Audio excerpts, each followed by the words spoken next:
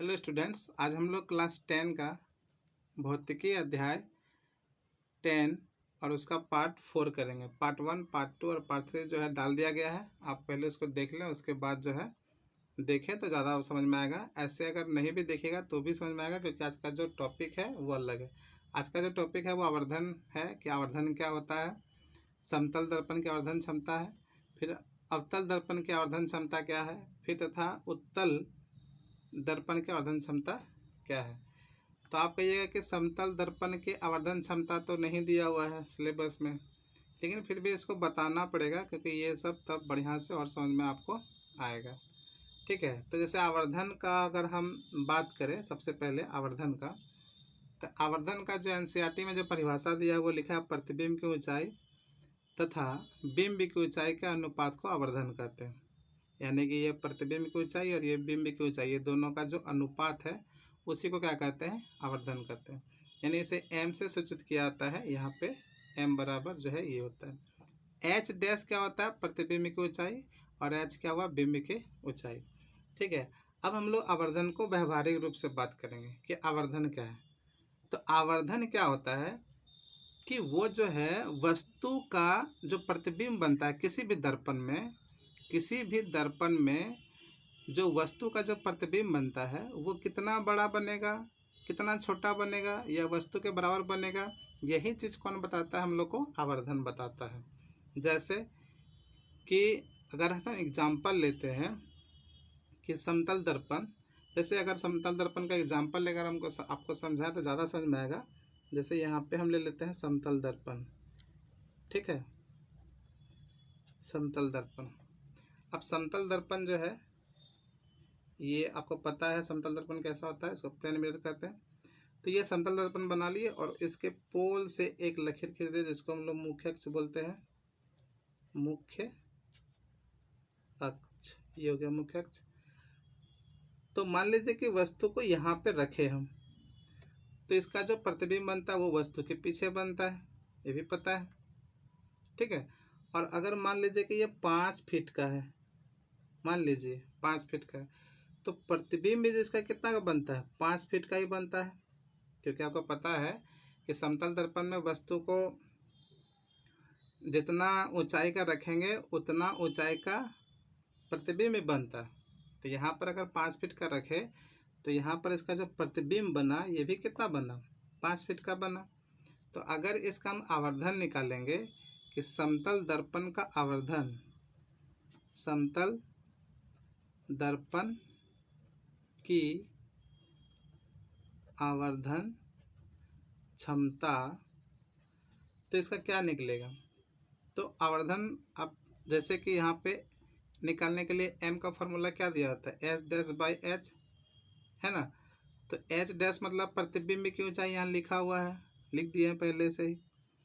तो H dash यानी प्रतिबिंब की ऊंचाई, तो यहाँ पे देखिए ये प्रतिबिंब यहाँ पे बना ना, यहाँ पे 5 फीट का रखे वस्तु तो दर्पण के पीछे बना। तो मान लीजिए आप 5 फीट का रखे थे तो 5 फीट ही बना। समतल दर्पण में जितना ऊंचाई का वस्तु रखिएगा उतना ऊंचाई का आपका प्रतिबिंब बनता है। तो 5 फीट मान लीजिए ये हो गया, और 5 फीट का वस्तु रखे थे तो एच जो होता है वो बिंब की ऊंचाई नहीं वस्तु की ऊंचाई, तो यहाँ पर भी 5 फीट लिख दिए। ठीक है, तो ये क्या हो जाएगा, कैंसिल हो जाएगा, तो ये क्या हो जाएगा, 1 आएगा। ठीक है, और 1 कैसा आया, पॉजिटिव में आया। तो ये ध्यान दीजिए कि इसका मतलब ये है कि समतल दर्पण की जो आवर्धन क्षमता है वो क्या है, 1 है।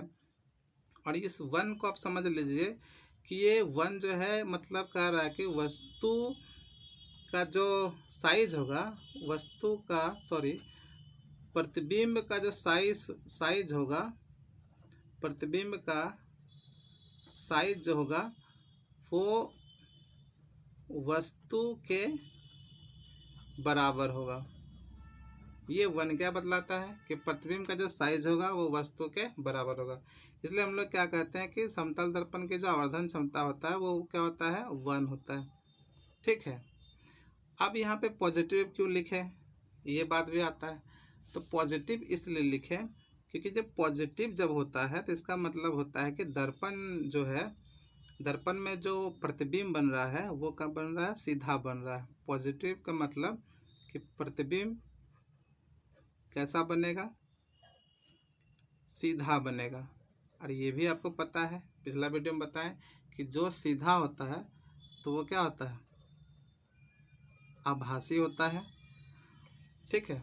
और अगर कोई दर्पण में जो वस्तु उल्टा बन रहा है यानी नेगेटिव बन रहा है तो उसके लिए जो हम लोग क्या करते हैं, नेगेटिव लगाते हैं। ठीक है। तो यहाँ पे प्रतिबिंब कैसा बनेगा, तो यहाँ पे प्रतिबिंब जो है उल्टा बनेगा। और जहाँ उल्टा होता है वहाँ पे क्या होता है, वास्तविक होता है। ये आपको पता होना चाहिए क्योंकि पिछले वीडियो में हम बता चुके हैं। तो इसका मतलब समझे, पॉजिटिव मतलब कि यहाँ पे जो समतल दर्पण की जो आवर्धन क्षमता 1 है जो पॉजिटिव है, तो इसका मतलब यहाँ पे जो प्रतिबिंब जो बन रहा है वो सीधा बन रहा है। तो पॉजिटिव का मतलब हो गया क्या, यहाँ पे सीधा। और नेगेटिव का मतलब क्या हो गया कि जो है प्रतिबिंब जो बन रहा है वो उल्टा बनेगा। तो आप अवतल दर्पण में देखिएगा कि वहाँ पे जो है उल्टा बनता है ना। तो यहाँ पर अगर 1 का बात करें तो 1 क्या है, तो इसका मतलब समतल दर्पण का जो क्षमता है 1 है। तो 1 मतलब हो गया कि प्रतिबिंब जो बनेगा वो वस्तु के साइज के बराबर बनेगा। जैसे कि 5 फीट का यहाँ पे रखे थे तो 5 फीट ही का भी बना।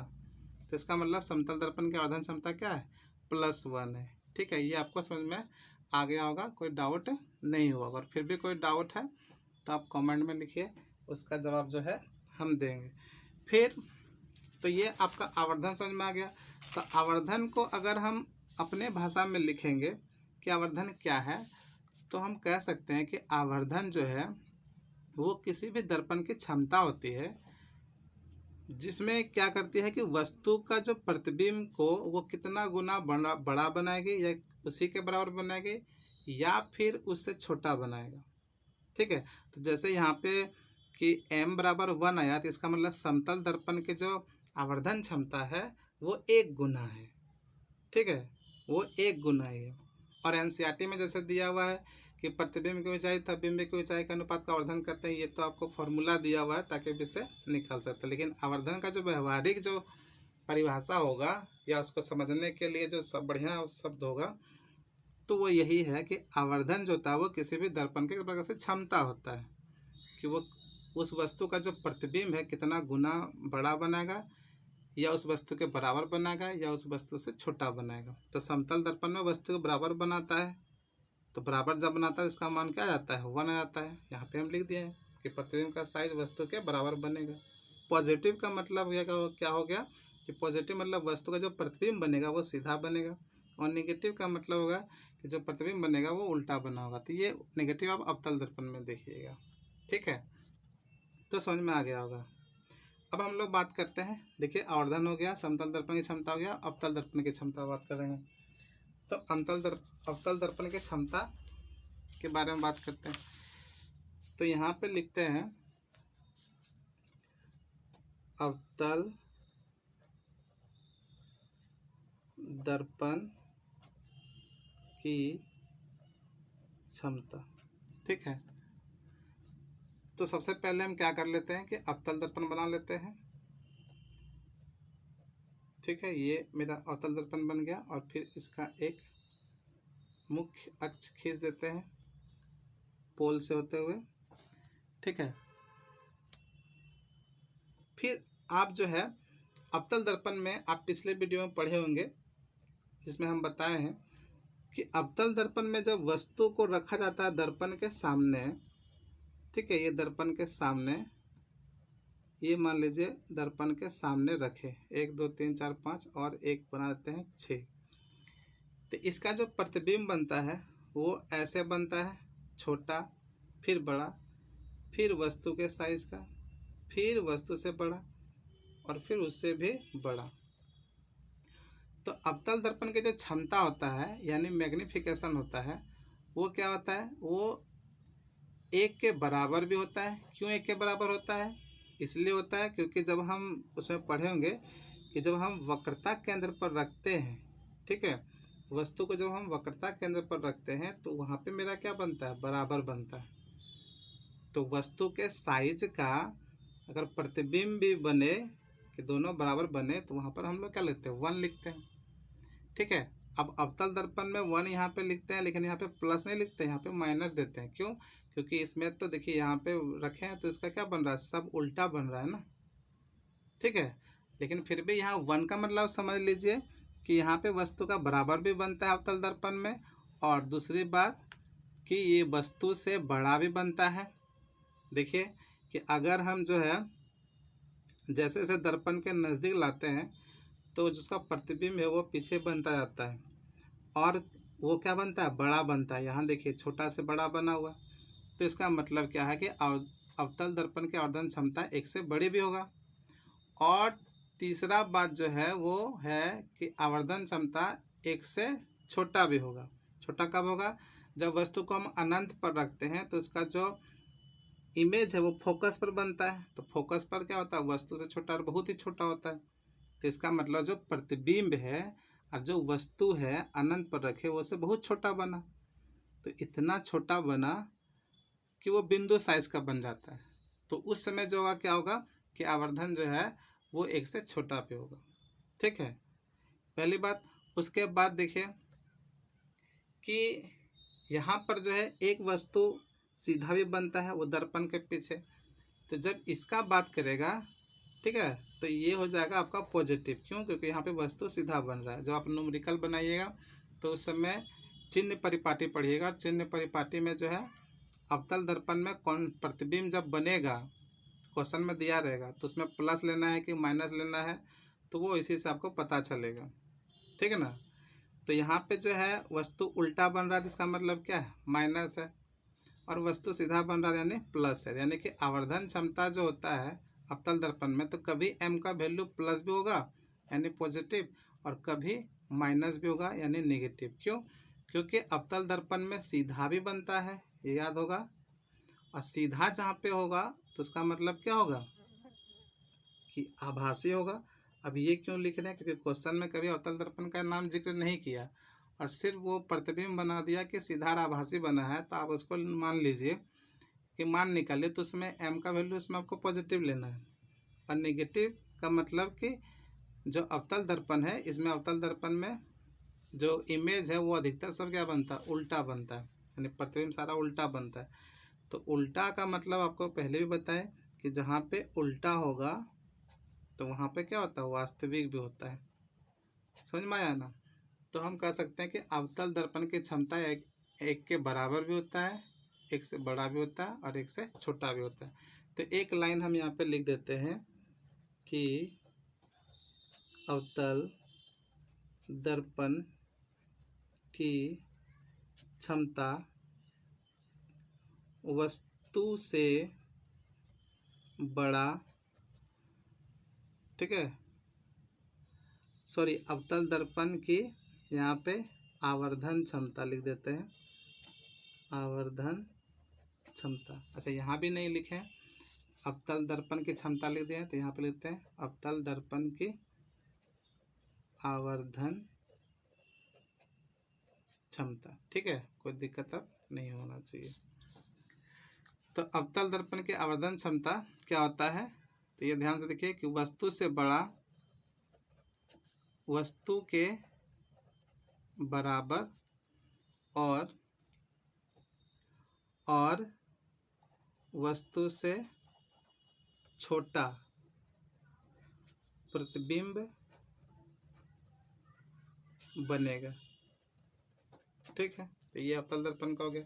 आप इस सिर्फ इतना याद रखिए, ऑब्जेक्टिव क्वेश्चन में पूछ सकता है कि इनमें से कौन अवतल दर्पण की आवर्धन क्षमता हो सकता है। और ये आपको तीनों दिया रहेगा, और ऑप्शन डी में रहेगा कि सभी, तो आप सभी में टिक मारिए। ठीक है, चलिए आप चलते हैं उत्तल दर्पण में।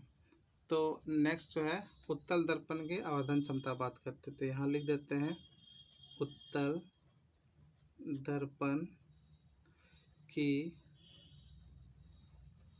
आवर्धन क्षमता। ठीक है, तो उत्तल दर्पण में आप क्या देखते हैं, आप पिछले वीडियो में मेरा पढ़े होंगे कि उत्तल दर्पण में जो है वो जो इमेज है यानी प्रतिबिंब जो है वो मान लीजिए जो यहाँ पे रखते हैं, है ना, इस तरह से रखे हम। ठीक है, तो उसका जो है प्रतिबिंब कैसा बनता है, ऐसे ऐसे ही बनता है ना।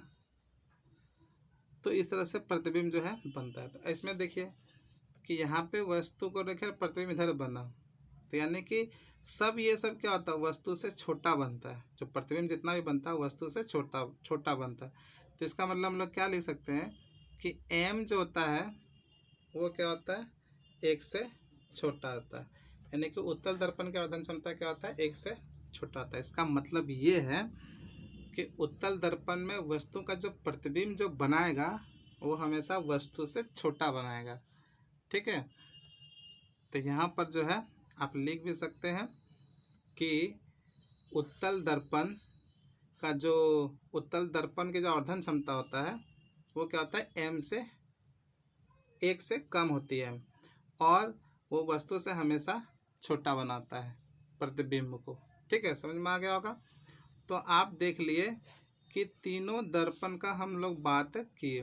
तो सबसे पहले इसे समतल दर्पण का क्या बात किए, समतल दर्पण की आवर्धन क्षमता, समतल दर्पण की आवर्धन क्षमता को बात किए। तो इसका क्या निकला था, m बराबर 1। अच्छा +1 लिखे, नहीं लिखे कोई दिक्कत नहीं। अच्छा अवतल दर्पण की आवर्धन क्षमता भी बात किए, अवतल दर्पण की आवर्धन क्षमता भी बात किए। इसका मतलब क्या हुआ कि m जो है वो 1 के बराबर भी होगा, फिर m जो है 1 से बड़ा भी होगा और m जो है 1 से छोटा भी होगा। ठीक है, और उत्तल दर्पण में हम लोग क्या बात किए, उत्तल दर्पण की आवर्धन क्षमता। तो इसमें हम लोग क्या बात किए कि इसमें जो है हमेशा वस्तु से क्या बनेगा, छोटा बनेगा, यानी कि 1 से छोटा, यानी कि वस्तु के साइज से छोटा। ये 1 जो है ये वस्तु का साइज बता रहा। अगर बराबर हो मतलब बराबर है तो इसका मतलब वस्तु के बराबर प्रतिबिंब बनाएगा। ठीक है, बड़ा है यानी कि वस्तु से बड़ा बनाएगा और छोटा तो यानी वस्तु से छोटा बनाएगा। ठीक है, आशा करता हूँ कि आपको समझ में सारा आया होगा और मेरी कोशिश यही रही कि आपको अच्छे से समझा सके। और फिर भी अगर समझ में नहीं कहीं आया होगा, डाउट होगा, तो आप कमेंट में ज़रूर लिखिएगा। और अगर अच्छा लगा तो वीडियो को जो है लाइक कीजिए, सब्सक्राइब कीजिए, शेयर कीजिए और हेल्प एक तरह से मदद भी कीजिए, ताकि जो है इस तरह के वीडियो जो है आप लोग को बना करके दे सके। धन्यवाद, भगवान आपको आशीर्वाद दे, खूब पढ़े लिखे।